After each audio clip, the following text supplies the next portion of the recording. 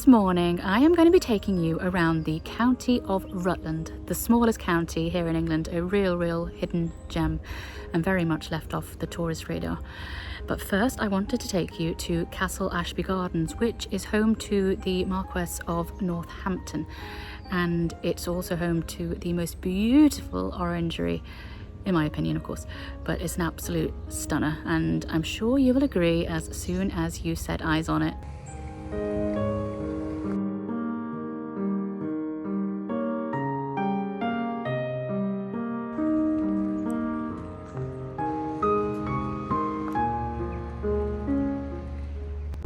And here she is, the gorgeous orangery, built in 1870. It took 2 years to build, so it was finished in 1872.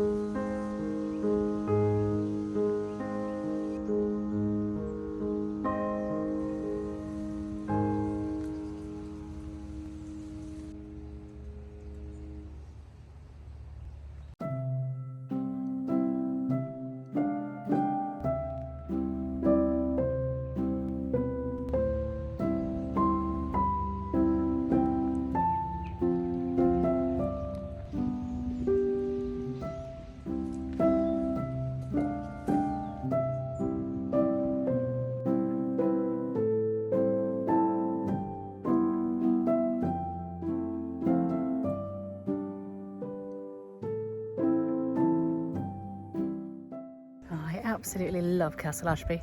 I was just talking to one of the gentlemen that is working on the orangery at the moment, and he said it was actually used in the film Men in Black International, which I haven't watched, but apparently it's in sort of the last 5 minutes of that film. He said what they did is they used the sort of interior of the orangery, but the exterior was set as though it was on an island in Italy. Apparently it looked amazing, so I need to have a look at that. But if you've seen it, please let me know what your thoughts are on it and how different it appears in real life.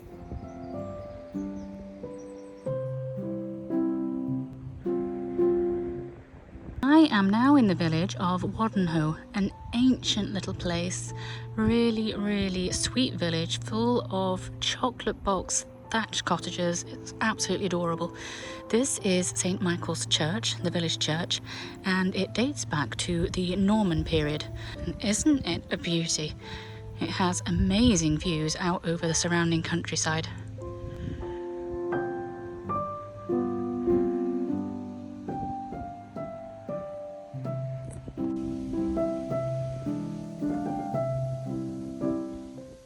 It feels like it's a church out of a period drama.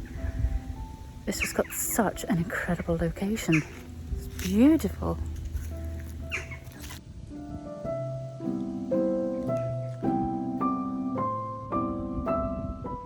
So taking the path down from the church, it will lead you down into Wadenhoe village.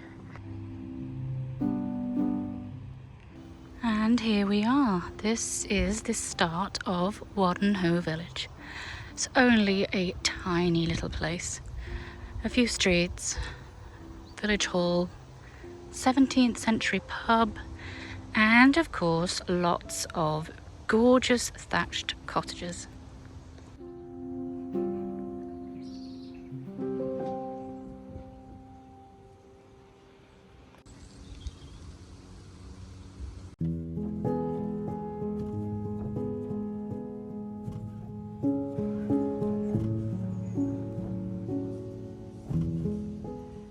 If you want a pub with a view, the King's Head here in Wadenhoe has a lovely, lovely outdoor area which leads down to the water.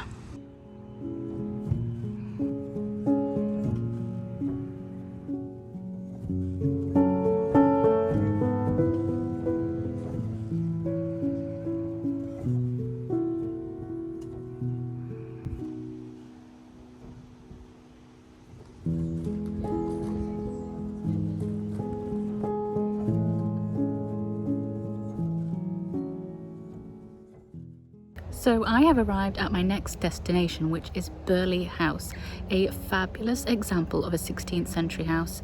Probably one of the best here in England, to be honest. It's a place I like to come and have a picnic, but today I'm going to show you inside. Now, it was home to William Cecil. He was the one that built it in 1555. He was Lord High Treasurer to Queen Elizabeth I, so he had a lot of money. So you can imagine the inside is going to be quite spectacular.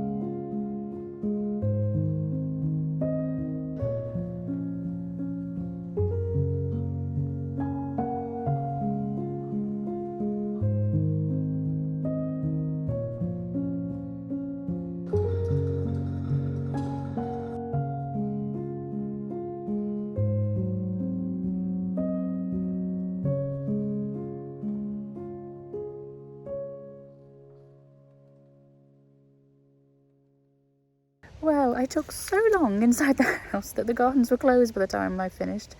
So I hope you enjoyed seeing the interiors, because I'll have to go back and show you the gardens another time. But but aren't they stunning? They're so, so pretty. Anyway, on to my next destination.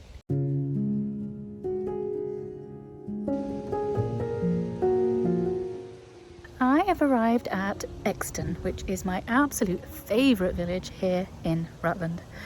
It's only a small place, but it's full of the most picture-perfect thatched cottages that you can imagine. And I would say it gives the Cotswolds a run for its money. In fact, that's one of the things that I love best about Rutland. You could very easily pick it up and plonk it in the middle of the Cotswolds and it wouldn't look out of place. The houses are very, very similar style and they've all got the same honey-coloured stone.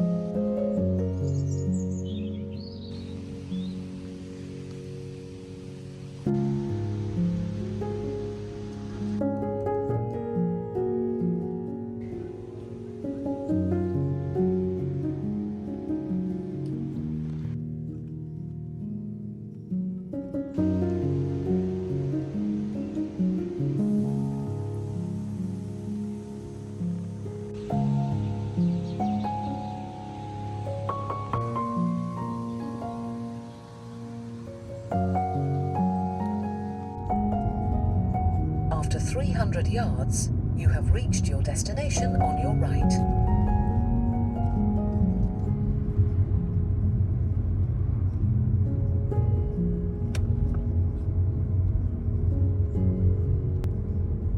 Good morning, it's day 2 here in Rutland. It's quite a bitter cold start to the day. I've had to pull out the woolen hat, long woolen coat and scarf. It really does feel cold this morning. Anyway, I am starting out today in the village of Rockingham, which is just over the border into the county of Northamptonshire. But despite that, I didn't want to miss this village because it really is a beauty and I thought you'd enjoy coming and taking a look. Now, at the heart of the village, right on the top of the hill, there is Rockingham Castle, and next to that a beautiful old church, and then from there you drive down into the village itself. I spoke to a villager, must have been 4 or 5 years ago now, on a previous visit, and he said that all of the houses are owned by Rockingham Castle, which would explain why they have remained the same. No alterations have been made, and it probably explains why it is still so beautiful and untouched. So let's go and take a little look down inside the village.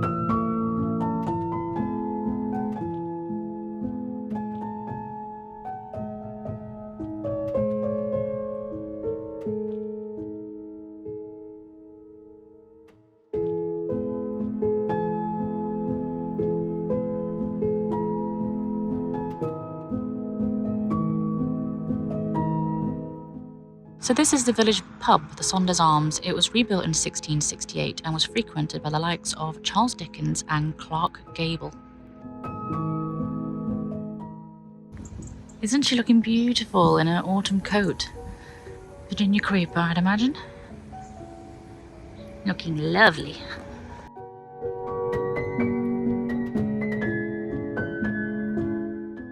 So this here is the Market Cross here in Rockingham, which was erected in 1600 after Queen Elizabeth I reissued Rockingham's market charter.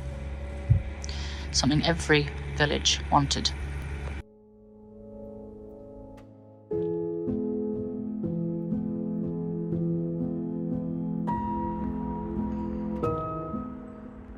So this is St Leonard's Church here in Rockingham, which dates to 1095. Obviously not all of it dates back to that date now, as there will have been lots of new additions to it, but the core of it dates to 1095. And behind it is the grounds of Rockingham Castle, which are closed today. It's closed for the season now, so I will take you there in spring.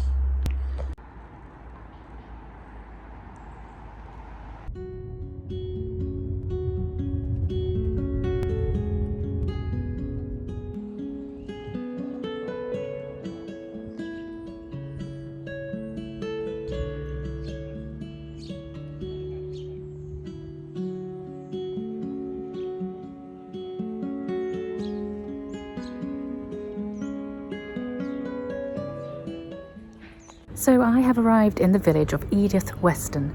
A rather funny name for a village. I know it sounds more like the author of a romantic novel series from the 1920s or 30s, but it is in fact the name of the village. Now, it was also the name of Edward the Confessor's queen, Edith of Wessex, to whom he granted the county of Rutland. It's a really, really charming little village with a church that dates back to 1170, and it is set just off the shore of one of the largest man-made natural lakes here in Europe, which is Rutland Water, which I will take you to in a bit. But first, I just want to have a little potter about the village.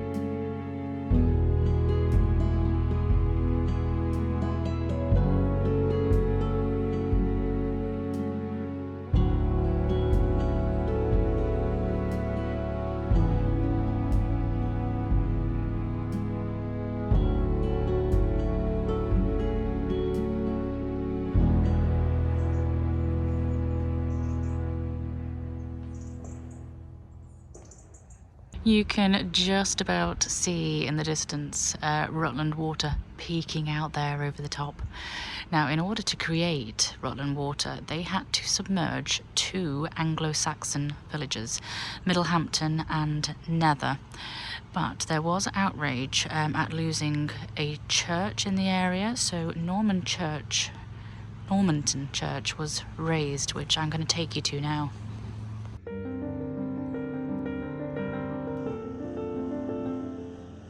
And there she is, Normanton Church.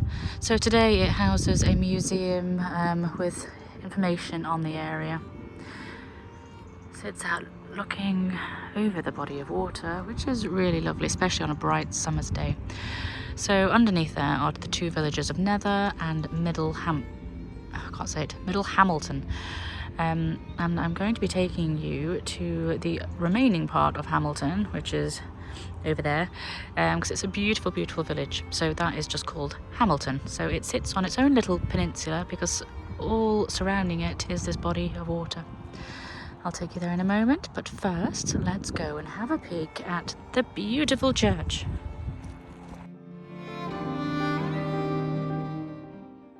It's a really popular place for weddings and especially wedding photography here in Rutland. I'm sure you can see why. Get beautiful views.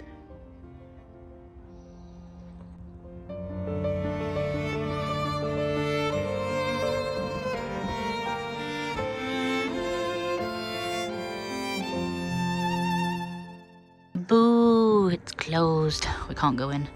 Although I did notice wandering around, I had a little peek in the windows, it is no longer a museum with the history of Rutland anymore. It's set up purely for weddings. Oh, that's kind of a shame that I can't take you inside there.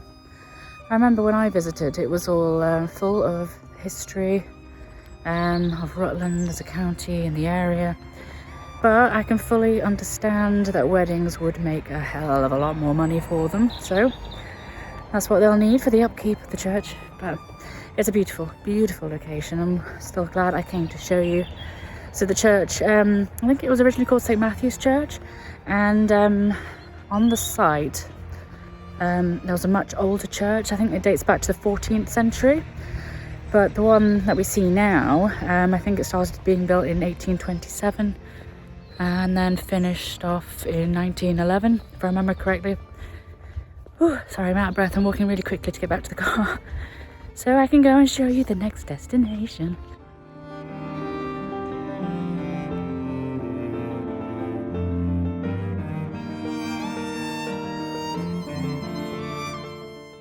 So I am here in the village of Hambleton, a really fascinating little place, very tiny, really tiny, but it's always been of great historical importance, and it sits on its own little perch, looking out over the valley beyond, so it's got very good visibility.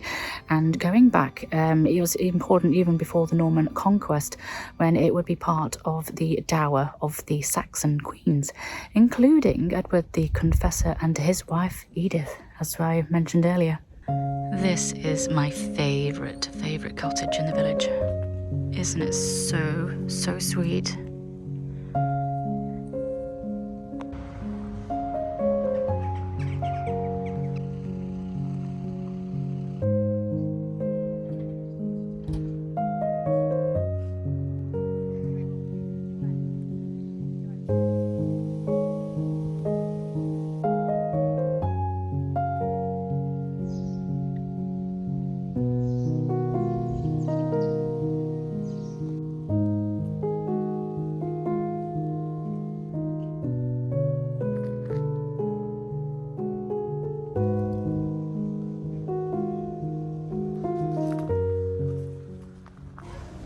So that is the old post office, now someone's cosy cottage, and it looks out over St. Andrew's Church. So the Church of St. Andrew's has some Norman features, but most of it was built in the late 12th century.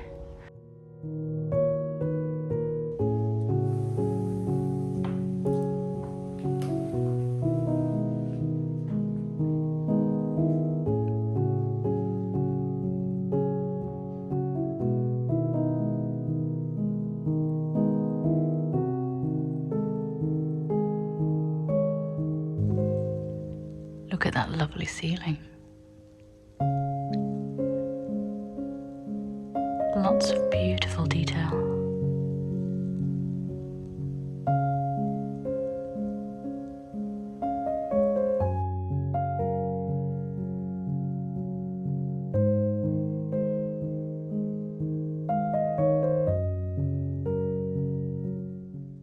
It's such a charming little place.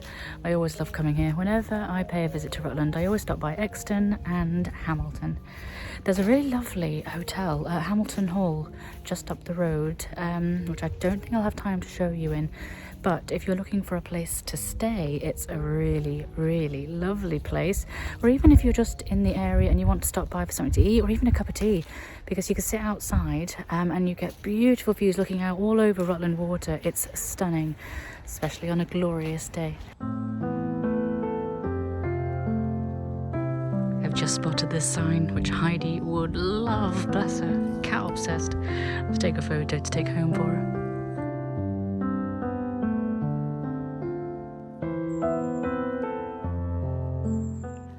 I absolutely love Rutland.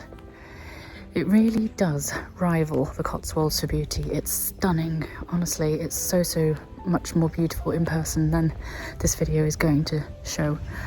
But the wonderful thing is that it is the Cotswolds without the tourism. It's, yeah, all just locals. Like barely a soul in sight. It's lovely.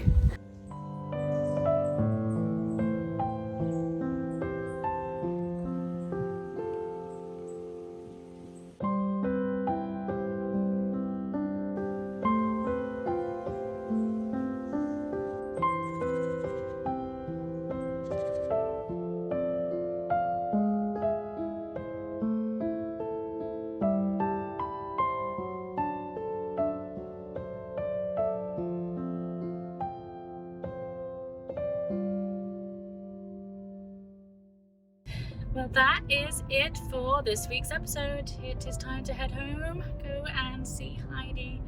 I really hope you've enjoyed this video, and if you have, please do like and subscribe, and I will see you next Sunday. Lots of love. Bye.